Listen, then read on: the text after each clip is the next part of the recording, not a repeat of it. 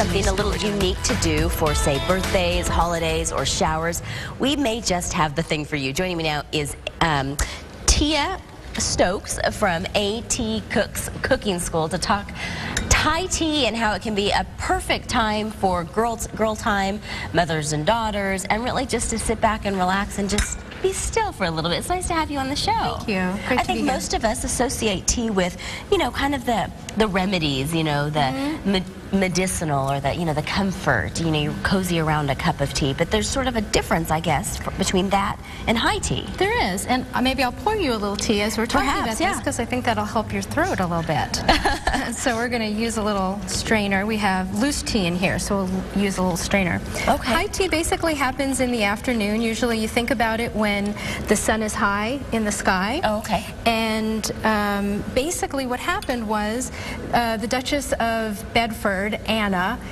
turn of the century, was hungry in the afternoon, and she said to her cook, I need something. I can't wait until dinner, which was pretty late. And so the cook got a few things together, some sandwiches, some sweets, brought it on a tray. She was as happy as could be, and she started inviting her friends over because she said, you wouldn't believe what my cook has done for me. And so her friends, and that kind of started the tradition right there. So tell me a little bit about the difference, though. So now that I've got this, what would be the difference between me just having a regular cup of tea and high tea? Is it just the time of it? It partly is the time, and partly it's what's being served with it. So generally with high tea, you're going to start with sandwiches, so little finger ones. An egg salad sandwich? It is an egg salad sandwich. I haven't had one of those in a long time. I love those. And you can make it with things that you have left over, so it would be great after the holidays like Thanksgiving or Christmas if you have ham or turkey. You can make little sandwiches with those leftovers. And then usually you're going to serve scones. We have some lemon curd here, homemade lemon curd, of course. Mom's recipe. Mom's recipe. You know what, we should get a shot of Mom, because as we talk about this high tea, really the person that you learned everything from is from your mother, who has just had a lifetime of enjoying high tea. And so Mom, her voice is kind of a little bit worse than mine. Yeah. So Tia was gracious enough to step in so that your mom Anne could just rest her voice and enjoy. Which is kind of nice to actually be able to sit in the audience. It is. I think it probably is. So let's talk a little bit about the way we're supposed to hold it. Can you teach me anything there? Or is there I don't think I can. You really don't want to put your pinky out. No, that's bad. You don't want to slurp. You know, you just want to have a nice little sip of your tea and enjoy it. Just savor it a bit. But it really is more about enjoying the time together and the friends.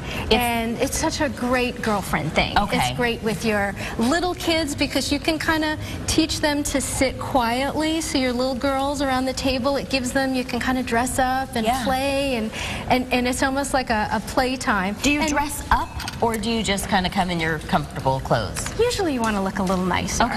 You want to look a little bit nicer for tea. I think what we have on today would be appropriate for tea, and for your little girls, you can put them in their special little dresses, and if you're with your girlfriends, you could have a theme, and you could have, you know, wear all pink or red lipstick or high heels. So really kind of think about making that fellowship together a little bit more purposed. So whether it's, you know, you're all coming together and you're going to, you know, all wear the same color, or you're going to celebrate somebody's birthday or a baby shower. And it's just such a nice twist. So instead of having to cook a lot or be taken away from your guests, the thing about a tea party is you can prepare everything in advance. So everything is done for you. You've created your sandwiches and they'll last a while. Your sweets, you can have bits of cake that you've cut up into small pieces, so you can make one big thing and cut it up. You have your scones, and you as the hostess can sit and enjoy just like everybody else does. And are there any other times besides this when we would see high tea occurring? Usually it's an afternoon thing, so that's the traditional time. But I know that there are probably really hip people that are having martini tea parties. Oh, martini. Things that you could, you know, if you're very creative, you could have some martinis with tea infusions that they're making now, and you could do something maybe as a happy hour with your friends. But generally, a traditional high tea, you're definitely going to want to do about 4 o'clock in the afternoon with your friends. Lastly, tell me where we can find you. You're at AT Cooks Cooking School, and you That's provide right. cooking classes? We do, and my mom's been doing it for over 15 years. I've had friends that I've told about it, and they're like, well, is it going to be real strict? And it's like going to your grandma's house. It's the most fun ever. Okay. So my mom's real approachable. It's so much fun. Are you in the East Valley? We're in the West Valley, and our website is www.atcooks.com. All of our classes are listed for the year. Okay. Get right on there. Your and favorite recipe of your mom's, and then I'll have to wrap things up. Probably the cream scones. Oh, yeah. Gonna have to get that recipe. All right, we're going to have more information on SonoraLiving.com, how you can go and enjoy a little bit more high tea or perhaps just some great cooking classes at AT Cooks Cooking School. Andy?